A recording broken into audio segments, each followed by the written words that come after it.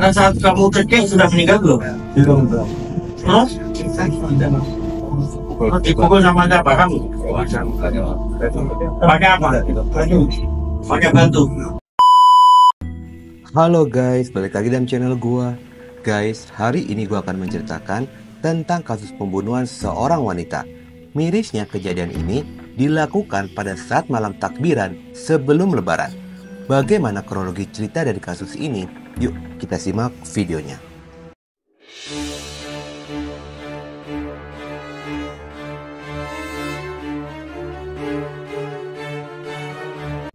Kasus ini bermula dari seorang wanita bernama Sherlina berusia 22 tahun. Dia merupakan anak dari Ibu Karni dan Bapak Sarno. Sherlina tinggal bersama dengan kedua orang tuanya di Dusun Blangin, Lor RT 01, RW 04, Desa Lemabang, Kecamatan Jumapolo, Karanganyar. Pada saat ini, dia bekerja sebagai karyawan di toko pakaian yang berlokasi di Desa Gayam, Sukoharjo. Diketahui dirinya sudah bekerja selama 2 tahun. Kepribadian Sherlina sendiri dikenal sebagai wanita pendiam, rajin, dan suka menolong. Bahkan menurut kesaksian dari tetangga, dia juga dikenal sebagai anak yang berbakti kepada kedua orang tuanya. Oleh karena itu, Sherlina pun sangat disukai oleh orang-orang sekitarannya. Di dalam keseharian, Sherlina bekerja mulai pada jam 8 pagi hingga jam 16.00 sore harinya. Seiring berjalannya roda kehidupan, hingga suatu ketika pada hari Selasa tanggal 9 April 2024, Sherlina mendapatkan lemburan dari tempat kerjanya menjelang hari Lebaran, sehingga yang biasanya dia pulang bekerja jam 16.00 berubah menjadi jam 21.00. Usai bekerja, Sherlina pun pulang ke rumahnya dan tiba di rumah pada jam 22.00. Tidak berselang lama kemudian, Sherlina berpamitan kepada kedua orang tuanya untuk pergi mencari makan. Lalu dia pun pergi menggunakan sepeda motornya. Namun, hingga waktu memasuki jam 12 malam, Sherlina belum juga pulang ke rumah, yang membuat kedua orang tuanya pun merasa sangat khawatir. Lalu sang ayah berusaha menghubunginya via telepon, namun tidak ada respon dari sang anak. Ayahnya memutuskan untuk mencari ke semua tempat jualan makanan di sekitaran desa. Setelah beberapa saat berkeliling desa, usaha itu pun tidak berhasil menemukan keberadaan dari Sherlina. Tanpa terasa, malam pun semakin larut dan esok sudah Idul Fitri. Akhirnya, dengan berat hati, ayahnya memutuskan untuk kembali lagi ke rumah. Pada tanggal 10 April 2024, umat muslim merayakan hari raya Idul Fitri, disambut dengan sukacita. Namun tidak untuk kedua orang tua dari Sherlina. Dalam benak mereka penuh dengan rasa khawatir dan tanda tanya, kemana anaknya pergi? Lantaran Sherlina ini tidak kunjung kembali ke rumah. Sang ibu pun mencoba menghubunginya melalui pesan WhatsApp, namun nomornya tidak aktif, yang menambah kecemasan tentang kondisi dari anaknya. Orang tua Sherlina mencoba menanyakan kepada teman-temannya, namun tidak ada satupun yang mengetahui keberadaan dari Sherlina.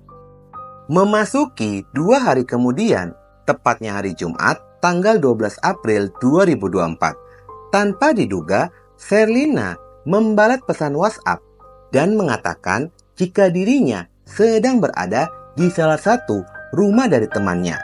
Orang tuanya pun menanyakan mengapa Sherlina tidak pulang ke rumah di saat momen Lebaran. Lalu Sherlina menjawab, "Nggih, sekedap malih mantuk." Namun, mendapati jawaban dari Sherlina, pihak keluarga pun merasa ada yang janggal. Lantaran tidak biasanya Sherlina membalas pesan menggunakan bahasa Jawa halus. Kejanggalan itu membuat kedua orang tuanya merasa curiga jika ada sesuatu yang telah terjadi kepada Sherlina, dan menduga kuat jika yang membalas pesan tersebut bukanlah Sherlina. Pada keesokan harinya, kedua orang tuanya kembali mengirimkan pesan. Walaupun ponsel dalam posisi aktif, namun tidak ada respon dari Sherlina. Akhirnya pihak keluarga memutuskan untuk melaporkan kejanggalan ini ke Polsek Jumapolo dan pihak kepolisian yang mendapatkan laporan tersebut segera menyelidiki kasus hilangnya Sherlina. Berselang 1 hari kemudian, pada hari Minggu, tepatnya tanggal 14 April 2024, salah satu warga Kecamatan Polokarto mencium aroma tidak sedap dari arah kebun dekat rumahnya. Lalu warga berinisiatif untuk membersihkan kebun, dan di tengah-tengah aktivitasnya itu, warga melihat ada sebuah plastik hitam berukuran sangat besar berada di dalam selokan. Warga yang melihat itu merasa penasaran dengan isi dalam plastik tersebut. Saat didekati, bungkusan plastik mengeluarkan aroma tidak sedap yang tercium semakin menyengat. Curiga dengan bungkusan plastik tersebut, warga pun segera melaporkan kejadian ini kepada pihak kepolisian. Polisi yang menerima laporan segera mendatangi tempat kejadian perkara, dan saat polisi tiba di TKP, pihak kepolisian langsung melakukan pengecekan bungkusan plastik tersebut, yang ternyata isi di dalam plastik itu merupakan jasad seorang wanita tanpa identitas. Mirisnya, pada bagian leher dijerat menggunakan sabuk dan terikat batu besar. Dari hasil identifikasi, ternyata sabuk itu merupakan sabuk perguruan silat. Terungkapnya jasad tersebut membuat warga sekitaran pun langsung heboh dan bertanya siapakah jasad korban wanita itu. Pada sisi lainnya, guna mencari identitas korban, pihak kepolisian mulai mencocokkan ciri-ciri korban dengan beberapa laporan tentang orang hilang. Dari usaha polisi, pihak kepolisian menemukan adanya kesamaan dengan ciri seorang wanita yang telah dilaporkan hilang. Wanita itu adalah Sherlina yang dilaporkan hilang 1 hari sebelum ditemukan jasad tersebut. Akhirnya, pihak kepolisian mencoba menghubungi pihak keluarga dan meminta agar keluarga melihat secara langsung kondisi korban wanita itu, apakah korban ini merupakan Sherlina atau bukan. Keluarga yang terkejut segera datang ke lokasi temuan. Setelah pihak keluarga melihat korban secara langsung, sontak saja mereka sangat mengenali jasad yang ditemukan itu adalah Sherlina. Tangisan keluarga pun tidak bisa terbendung lagi mendapati kenyataan Sherlina telah meninggal dunia. Setelahnya, jasad Sherlina pun langsung dibawa menuju Rumah Sakit Dr. Mawardi Solo guna dilakukan pemeriksaan lebih lanjut. Dari hasil otopsi, menyatakan jika Sherlina ini diduga sudah meninggal dunia sejak beberapa hari yang lalu dan ditemukan luka jeratan pada bagian lehernya. Dari keterangan tersebut dan melihat kondisi korban, pihak kepolisian pun sangat yakin jika Sherlina adalah korban pembunuhan. Pihak keluarga berharap kepada polisi agar segera menangkap pelaku kejahatan ini. Keluarga merasa jika Sherlina telah menjadi korban pembegalan lantaran sepeda motor dan ponselnya hilang. Pihak kepolisian pun langsung bergerak menyelidiki kasus ini dan memeriksa sejumlah saksi. Polisi mulai mencari pemilik sabuk perguruan pencak silat yang ditemukan bersama dengan tubuh korban. Setelah 1 minggu, pihak kepolisian melakukan penyelidikan. Akhirnya, muncullah satu nama terduga pelaku, yaitu Rofi berusia 21 tahun. Dari hasil pelacakan, polisi mengetahui jika Rofi ini sedang berada di rumahnya. Polisi segera bergerak mengamankan Rofi dan berhasil ditangkap di rumahnya tanpa perlawanan. Rofi menjalani pemeriksaan dari polisi secara estafet. Hingga akhirnya Rofi pun mengakui jika dirinya merupakan pelaku pembunuhan atas kematian dari Sherlina. Menurut keterangan Rofi, jika dirinya melakukan aksi kejahatan itu bersama dengan 2 rekan lainnya yang bernama Gilang berusia 29 tahun dan Dwi Prasetyo berusia 23 tahun. Diketahui jika Dwi ini merupakan seorang pesilat. Selain itu, Dwi juga merupakan otak pembunuhan dalam kasus ini. Bahkan Rofi dijanjikan imbalan oleh Dwi sebesar 2 juta rupiah telah membantunya. Dengan adanya pengakuan itu, pihak kepolisian pun segera melacak keberadaan dari Gilang dan Dwi. Dan berselang 3 hari kemudian, polisi melakukan penyelidikan dan pengejaran. Akhirnya usaha polisi pun berhasil mengamankan Dwi dan Gilang di sebuah rumah kontrakan yang berlokasi di Kampung Cibatu Nagrak, Kecamatan Cisaat, Kabupaten Sukabumi. Pada hari Senin tanggal 22 April 2024 sekitar pada jam 20.30. Setelah diinterogasi, pelaku Dwi pun mengakui jika hubungannya dengan Sherlina adalah teman dekat. Alasan pelaku Dwi menghilangkan nyawa temannya sendiri lantaran dia ingin menguasai hartanya dan mengaku sedang butuh uang, memiliki hutang sebesar 1,5 juta rupiah.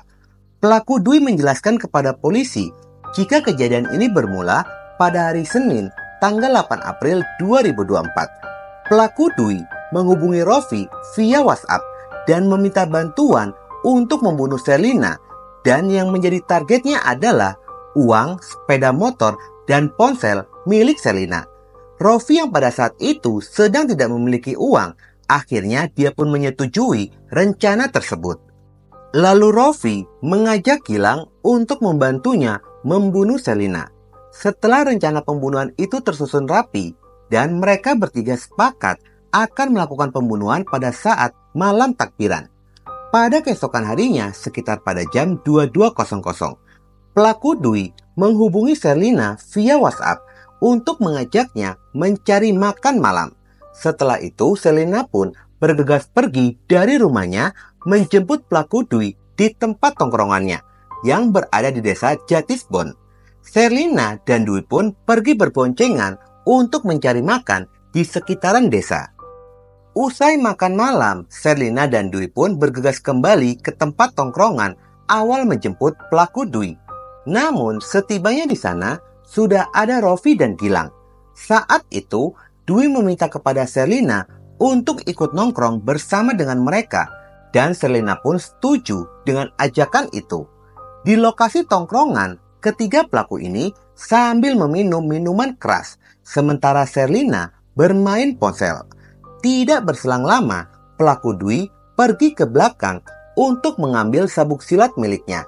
Lalu tiba-tiba Dwi menjerat leher Sherlina dari belakang. Jeratan itu kurang lebih selama 3 menit. Melihat kondisi Sherlina yang lemas dan masih hidup, pelaku Dwi melepaskan jeratan tersebut. Lalu Gilang dan Rofi mengambil sebuah batu besar yang diangkat berdua, lalu menghantamkan ke kepala korban hingga akhirnya Sherlina pun meninggal dunia. Setelah itu, Rofi mengambil sebuah plastik hitam, lalu membungkus dan mengikat jasad Sherlina menggunakan tali dan dibuang ke dalam selokan pinggir jalan yang tidak jauh dari tempat tongkrongan mereka. Usai melakukan aksi kejahatan itu, para pelaku pun meninggalkan jasad Sherlina dan mengambil uang tunai, ponsel, dan juga sepeda motornya. Pada hari Kamis, tanggal 18 April 2024, Dwi menjual sepeda motor milik Sherlina dengan harga 4,2 juta rupiah kepada warga Karanganyar. Dari uang tersebut, Dwi baru memberikan uang imbalan kepada Rofi sebesar 100.000 rupiah. Dia berjanji akan segera membayar kekurangannya karena sisa uang itu akan digunakan untuk modal melarikan diri menuju ke Sukabumi. Hingga akhirnya kasus ini pun berhasil terungkap oleh pihak kepolisian. Kini jasa Sherlina pun telah dikembalikan kepada pihak keluarga dan telah dikebumikan di TPU dekat rumahnya. Sementara ketiga pelaku ini dijerat pasal 340 KUHP dengan ancaman pidana mati. Saat Idul Fitri, di mana semua orang saling meminta maaf, namun ketiga pelaku malahan melakukan perbuatan keji dengan melakukan pembunuhan. Inti dari kasus ini, sebagai seorang wanita, jangan terlalu malam berada di luar rumah karena sangat rentan dengan tindakan kejahatan. Oke guys, sekian dulu video gue hari ini dan jangan lupa ikuti terus video gue. Oke?